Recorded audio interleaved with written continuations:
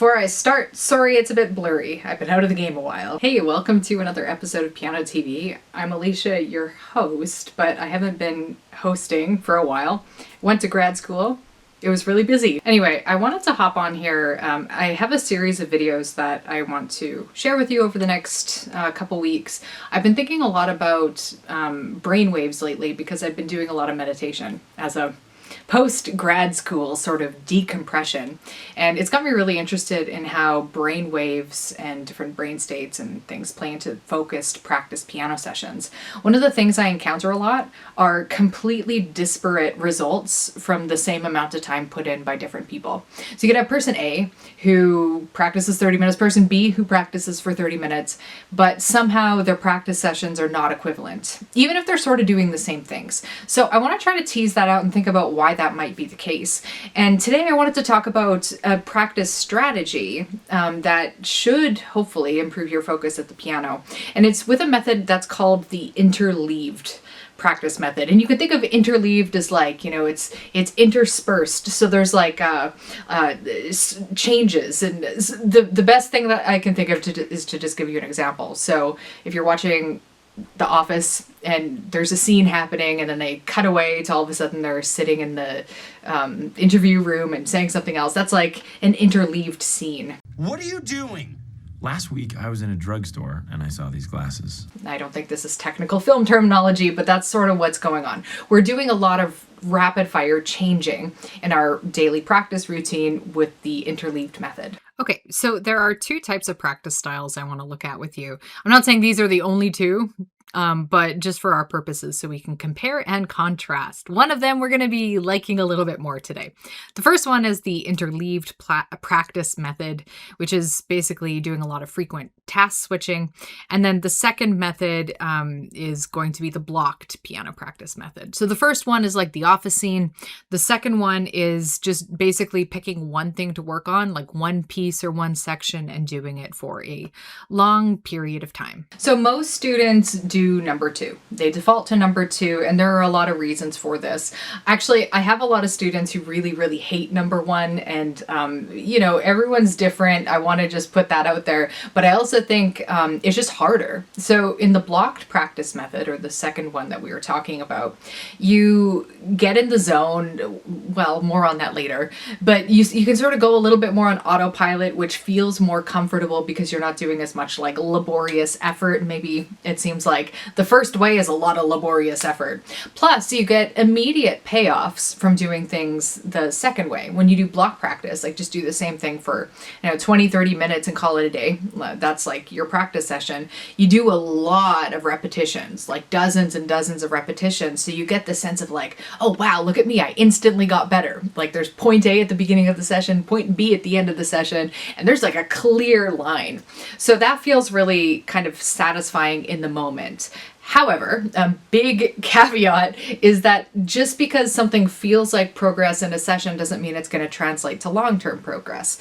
What you'll often find with this type of practice method is you spend like half an hour working on one piece, and then you come back the next day and you sort of have to like relearn a bunch of stuff. Maybe you forgot what the fingering was, or you can't, you're sort of, maybe if you started here and ended here at your last practice session, your next practice session is going to start like here. You're a little bit better than before, not a lot better than before. And this ends up being kind of inefficient. So you're still probably going to get where you're going. And maybe there's some times where this method is useful, but I think takes a lot more time, more hours, more minutes put in to get the same results as someone who does number one. Because what's happening if you do strategy number one, the interleaved method, is you're constantly sort of keeping yourself on your toes. And this is great for retention because you work on one thing for a little bit and then you put it away and then you come back to it, maybe even within the same session, and you sort of have to remember stuff again. You have to switch on your memory. Oh, what fingers did I use there? What note was that again? You get to go through that process again, which is the part that's actually going to benefit your long-term learning. So I'm going to give you a few sample ideas of how this might actually look in like a 35-ish, I know it's a very specific amount, but like a 35-ish minute practice session. 30 didn't seem quite enough for the examples I'm about to give you. And then you can kind of see what I mean when I'm talking about this method. But the idea is, there's a couple ideas. One of them is that the constant task switching makes it such that you're forced to have more practice of doing the remembering. It then means you spend less time in autopilot, so you're focusing more on important musical details, like, maybe you'll notice you were playing a note wrong, or you have to remember where your hand position goes or something like that. And that process of remembering, you're going through that more frequently, which is great for long-term retention. But the other thing that this is really good for is for focus, because if you're doing short little parts at a time, in a tactical way, you're going to be engaged throughout your entire practice session. Whereas if you do something for half an hour, at some point your brain is just really going to get bored, and you're going to start thinking about other things while you're playing, and maybe your head's not going to be as in the game. The more focused you are when you practice, the better your results are going to be in a shorter amount of time. So you have person A who works on a piece for a couple hours, person B who works on a piece for a couple hours. The person who's willing to stretch out the time to take, I don't know, like 2 weeks to learn a piece rather than someone who's trying to learn it all in like a couple days is actually gonna get way farther. This is something I see over and over again with my piano students. The time does not equal the result. I really, really want you to remember that. But let's go look at some sample ideas of how this might play out in actual practice. Okay, so I've got 2 versions of the first version of a practice session. You'll see what I mean in a minute. I tried to color code things a little bit. So in the first version, this is more like a beginner kind of one where you're alternating pieces, but you're only doing 1 rep of each piece, but you're keeping it short. So instead of doing 30 minutes of a piece every day, you're going to end up doing 30 minutes of each piece over 3 days with better results. So you're getting like the engagement, the novelty with switching pieces. And I mean, I threw this in for version 1, but I really like sight reading, like I said earlier, is popping in a little bit of novelty. We're going to spend 10 minutes with a brand new piece. So notice that the pieces are, they're not both brand new. So you're engaging different parts of your brain, maybe doing like a line or 2 of a new piece, and then you're going to 10 minutes work on another piece that you've already been working on, and now you're just at a more technically complex level of it where you're trying to increase the tempo. Then you do a little bit of scales, and then you pull out something from the archives maybe that you're trying to memorize but you're already pretty good at. That's one way this could look. Another way, the exact same pieces. So imagine you're staring at another day of practice. What should I do? This is another way you could engage with the same pieces. You're doing another repetition of the pieces. So instead of doing 10 minutes of piece 1, 10 minutes of piece 2, you're going to do 5, 5, 5, 5. So I'm calling it the 5s, and you're doing 2 sets of the 5s. And this is really sounding like a workout routine. You do your 5-minute sight reading, then you do, I didn't include the other stuff like the technique and whatever. You can just assume it's there. So we're doing 5 minutes piece 1. It's going to minimize the amount of repetitions you can do. So it's really going to help you not get too bored. And the benefit of doing 2 sets is when you come back around to the second set, everything is a little bit more fresh again. And you have to kind of rediscover or remember some of the things that were just maybe starting to become a little bit autopilot for you. Really, really good if your attention needs a bit of a kick in the pants. Okay, so then the second version ones, this is how I imagine someone who's working on a longer piece might approach a 30-minute practice session. So you've got a long piece with multiple sections. I like to start and end my sessions with a full playthrough of the piece, gently played the first time, just to like get your fingers moving. You don't want to, when you start a practice session, you don't want to go too hard, because it's maybe a little hard on your hands. And then I've got, let's say your piece that you're working on has 3 different sections. I always pick the hardest section to start with first. So let's say section 2 has a difficult passage. Spend 5 minutes doing several careful repetitions of it. And then spend another 5 minutes, I always write integrating with a wider passage. So let's say there's this like brutal 4-bar passage. Spend 5 minutes working on it, and then maybe integrate it with the rest of the section. Maybe there's like a half page of music that precedes that you can work into it. And that's a nice way to kind of, again, task switch in a way where you're engaging your brain in a different way. Then maybe the first section is something where you're working on speeding up the tempo. The third section is maybe brand new. You haven't even tried it yet. You can do these in any order. I usually pick the hardest mental task to start with and the easiest task to finish with, but follow your heart on that. And then I like to finish with a full playthrough as well. Now, we can do the same kind of practice playlist with 5s, 2 repetitions of 5, just like we did with the first version. And this is going to look exactly the same. We're just, instead of doing 10-minute sessions of each section, we're doing 5 minutes and then we're going back and doing it again for the same benefits that we talked about the first time. So I just have a few tips that I want to share. One thing is that I like using a timer, and I recommend using a timer sometimes yourself. Some people feel really oppressed by the timer, so you know yourself best, but try it at least sometimes because it's a really good way to keep you laser focused. This is something that you can do in meditation as well. I'm just thinking about the parallels because both are kind of topical for me right now. But you can, if you do like an hour-long meditation session and you have like intermittent bells, something about that I find is really good for keeping focus, and then you're not like thinking, oh, when am I going to be done, or things like that. It just helps you keep you a little bit more in the moment while you play. So that's something to try. Another thing to try is the amount of time you spend working on something sort of depends on a few factors. So for people who are relative beginners, you've only been playing a few years or less, 5 to 10 minute sessions are your best friend. I think they're really effective, especially if you haven't spent time cultivating your ability to focus through other means. So if you're coming to piano from another instrument, you actually might have really excellent focus. Or if you do like, I don't know, really kind of hard intellectually absorbent work or something like that, you might have more of an ability to hone in. But most people, I think, are coming to the piano with pretty fractured attention spans, so really short sessions are great. And for more advanced piano players, I think 15 minutes is a really good amount. Even if you've been playing a while, I think our ability to focus on any one thing still gets fatigued even after a short amount of time. Piano is not like piano is not a passive activity. And if it starts feeling passive, it means you're probably not doing the work and you're not going to get the gains that you want. It requires a lot of engagement, and that engagement starts to really fry out, even if you are good at focusing, I think around the 15-minute mark.